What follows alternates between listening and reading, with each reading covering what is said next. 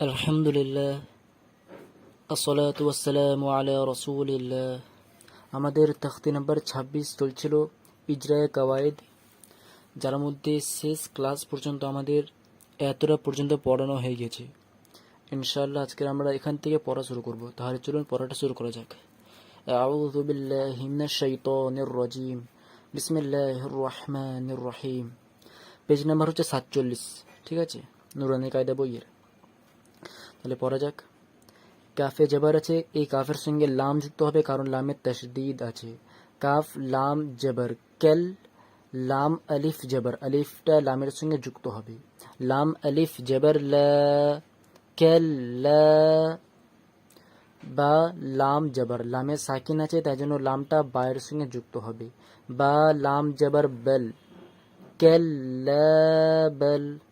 আলিফ যুক্ত হচ্ছে বলে টান দিচ্ছি লামে, কেল লা বেল। র আলিফ জবর র, আর নুন জবর না, র না। কেল্লা বাল রানা। এবার আয়াত আছে, তো আয়াতের কায়দাও ফলো করব। আয়াতের কায়দা কি? আয়াতের আগের অক্ষরে জবরের পে সব উঠে যায়, তো নুনের জবরটা উঠে যাবে আর নুনটা তার আগের সঙ্গে যুক্ত হয়ে যাবে।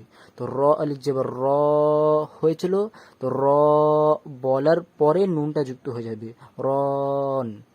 যেহেতু রয়ের টান আছে তাই জন্য টান, আলিফটা নুনের তো আগে আছে আর আলিফের জন্য রয় টান যাচ্ছে, তাই জন্য রয়কে টান দেব।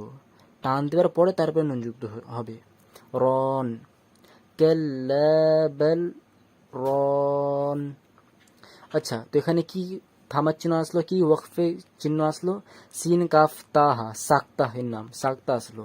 সাক্তা বা ওয়াকফা আসলে সেম কাজ। কি কাজ হয়? থামবো এক সেকেন্ডের জন্য, বাস নিঃশ্বাস ছাড়বো না। 1 সেকেন্ডের জন্য থামবো এখানে, বাট নিঃশ্বাস ছাড়বো না, ঠিক আছে। কেল্লাবাল রন, কেল্লাবাল রন। এই কায়দাগুলো আমি প্রিভিয়াস ক্লাসে অনেক ডিটেলসে বলে দিয়েছি, তাই জন্য এখন বেশি ডিটেলসে বলছি না। তারপরে ওয়াও জবর ওয়া, কফ ইয়া জির কি, ওয়াকি, লাম জবর লা, ওয়াকিলা। মিম নুন জবর মান, ওয়াকিলা মান, ওয়াকিলা মান।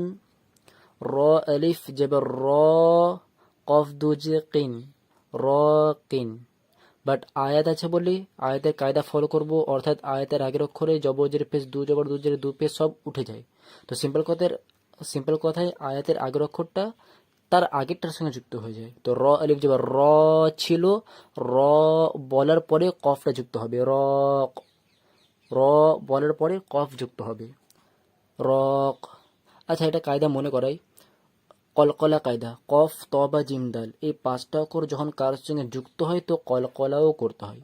তো কফ যেহেতু একটা কলকলা অক্ষর, কফ ত বা জিম দাল, কফ একটা কলকলা অক্ষর, তার জন্য যুক্ত যখন হবে তো কলকলা করব, র ক, র ক। ঠিক আছে, এটা আমি প্রিভিয়াস কায়দা কলকলা নামে একটা তখতি আছে, সব পড়ে ফেলেছি। যদি আপনি সেই কায়দা না জানেন তাহলে সেই তখতি দেখে নেবেন।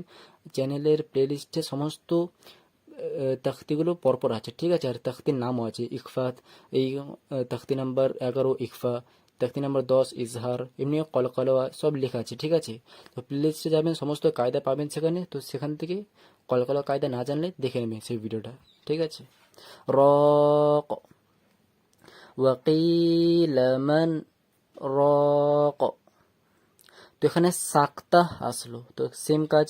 এখানে সাক্তা আসলো যা কাজ, এখানেও তাই কাজ করবো। সাক্তা আসলো, সাক্তা বা ওয়াকফা এই দুটোরই সেম কাজ। কি? থামবো 1 সেকেন্ডের জন্য, বাট নিঃশ্বাস ছাড়বো না, নিঃশ্বাস ধরে রাখবো। ওয়াকিলা মান রক, ঠিক আছে।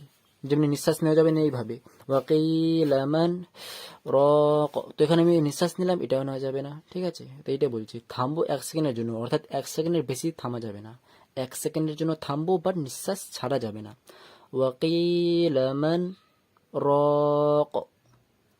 তো এতটাই থাক আজকের। কোনো প্রকার ডাউট থাকলে অবশ্যই কমেন্টে জিজ্ঞাসা করবেন। ওয়াসসালাম।